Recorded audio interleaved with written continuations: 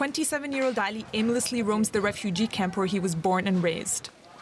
It was once his job to clean the streets here, but now the garbage is left uncollected. He was one of around 40 sanitation laborers employed by the United Nations Relief and Works Agency for Palestine Refugees, or UNRWA for short, to keep the Jerash camp in Jordan clean.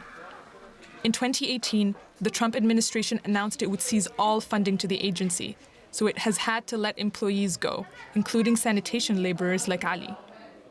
The UN agency was able to raise new funds from some 40 other countries, but still needed to reduce its whole budget by $92 million last year. My financial situation is difficult. When my elderly father needs something, I can't give it to him anymore. My dream is to go back to working for UNRWA. I was self-sufficient then.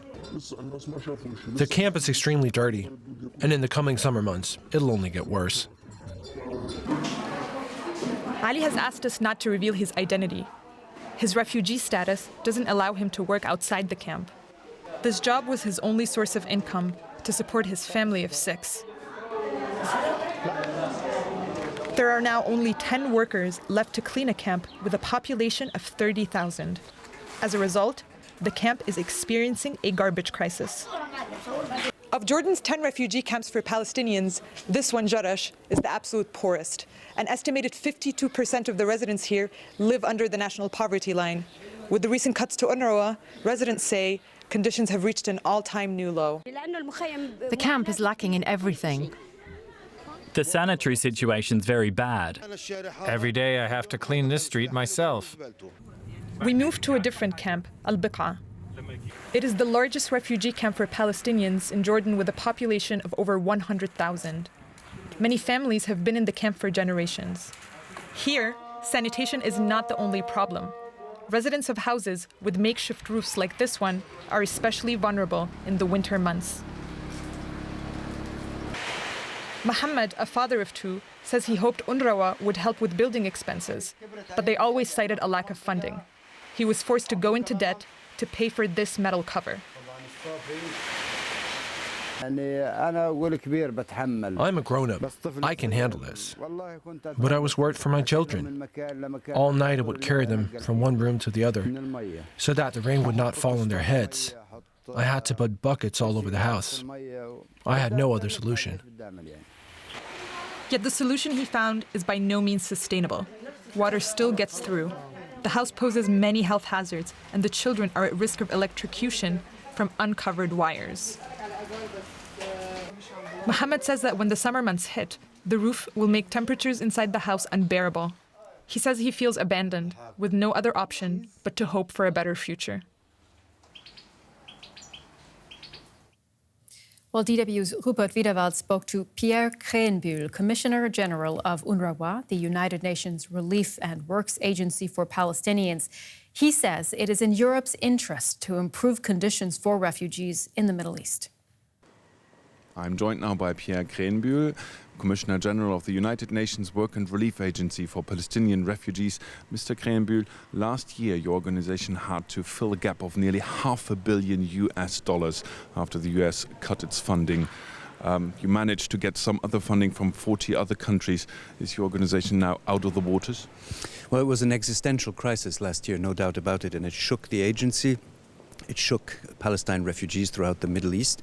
It created a lot of anxiety, and it was remarkable that the 40 countries and institutions that you mentioned rallied in support of UNRWA, and that we were able to overcome this historic shortfall. I think that was a very strong message. Right now, of course, like it is for every humanitarian organization, we have to start again in 2019 to mobilize and to secure the same level of funding. DW reporters have been in the camp of Jerash in Jordan, where sanitation workers had to be laid off because of the cuts. When will the residents feel the effects of new money coming in? Well, that was a very difficult moment last year, and the example you give from Jordan was painful. There were even more painful examples in the Gaza Strip, because when you lose a job in Gaza, you don't find another one because of the lack of employment opportunities. We are currently reinvesting in the sanitation areas in Jordan. We have been bringing in new money. Just now we are also rehabilitating a large number of schools in Jordan. I think these are signs of the effects of the mobilization that took place last year, and we're trying really to improve as well as we can the situation. The refugee crisis here in Europe in 2015, some say it was also triggered by the situation in the refugee camps in the Middle East. How does your funding situation could be a risk for more refugees coming to Europe? Well, what I think is clear is that we learned in 2015 from a European perspective that if one does not invest in trying to resolve the conflicts of the Middle East politically, there are, of course, risks in human terms, and there are risks from the Middle East that can spill over into other parts of the world, including Europe. And I think it's very important that an organization like ours that has given refugees, millions of refugees, of Palestine refugees, the possibility to choose to remain in the Middle East, to seek to preserve their opportunities and a bit of their personal horizons, is something that is definitely worth doing. And that's what we stand for, and that's also one of the messages we give. UNRWA is a humanitarian organization, but we do also contribute to regional stability. Talking about political solutions, Israel's Premier Benjamin Netanyahu seems to have won the elections in Israel. What does that mean for the situation of the Palestinians in the refugee camps? You know, I think the emotional context is extremely high in the region, especially last year following the announcements on Jerusalem, the funding cuts to UNRWA.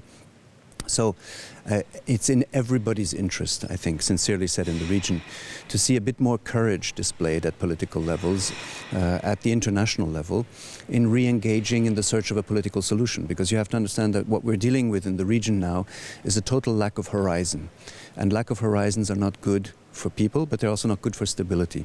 And here I think as an organization that sees on a daily basis the human consequences of the unresolved political situations, UNRWA continuously calls for more energy to be invested into political resolution of conflict. Mr. Krenbühl, thank you very much.